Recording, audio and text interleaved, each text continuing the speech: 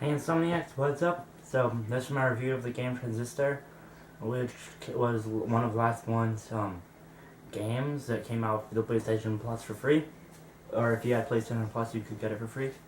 So Transistor is a uses the isometric point of view. So it's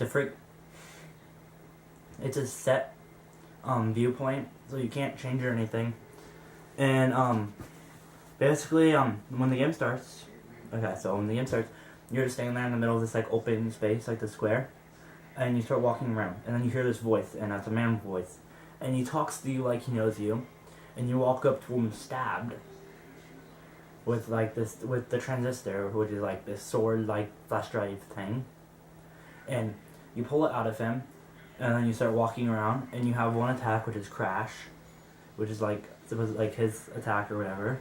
And he's inside the sword or whatever, like his consciousness and like his voice and everything. So you're walking around and talking and all of that. And then,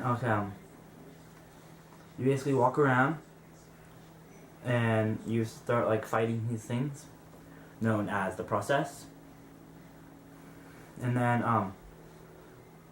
the sword flash drive thing is for where the title of the name comes from, Transistor.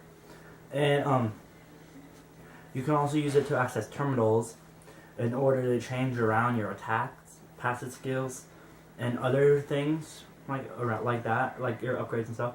So you can have 4 main attacks, which are for the 4 main buttons, so X, square, triangle, circle.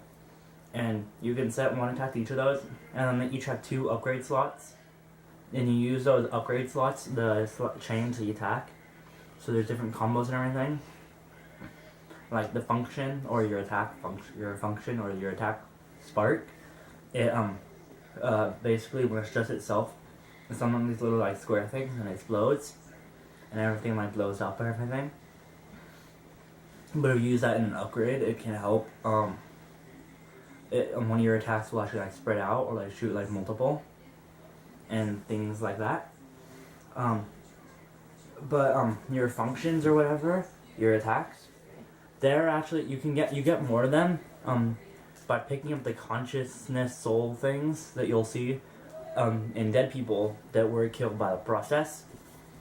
And so you basically go around the game killing defeating these machines and destroying them and everything.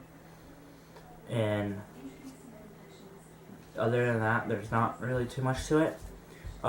You're basically the whole game is kind of like you just walking around and going to different locations and everything. One really fun place in the game is called the Sandbox, and there's like different tests for speed, agility, and everything. But you can get a dog, Luna, and she's pretty awesome.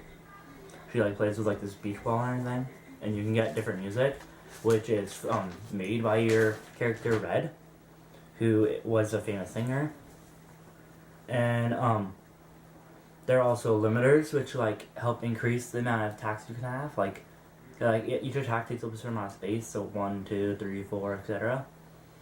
Like different amounts. And by having more limiters, you can increase it, but they also have like their own effects as well.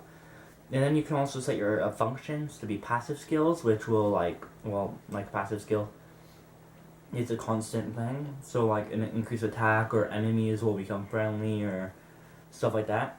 And I think it's a really fun game, and I recommend it. But it's not. It's but it's kind of handholdy. Like the transistor will talk to you and be like, "Let's go over here. We're going this way and stuff." And sometimes there's like this little like ghost shadow of your character, who you can see like walking around. They're showing you where to go. Like literally, it's showing you where to go. As far as skill level goes, it's not difficult, but it's also not easy because it utilizes both live action and turn based. So you can use either one of those or both, depending on how you want to go about it. Like my little brother, who is in 3rd grade, it took him 5 minutes to actually like get down the basics of the game. So it's not too crazy of a game, but it's also not the easiest game. So if you're looking for a really easy game, I wouldn't recommend this.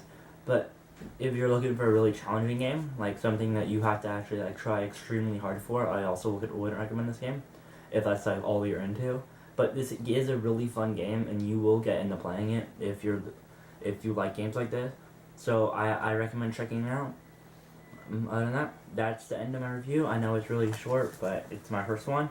If you guys want me to do more reviews like this, leave a like, comment and share. Other than that, peace.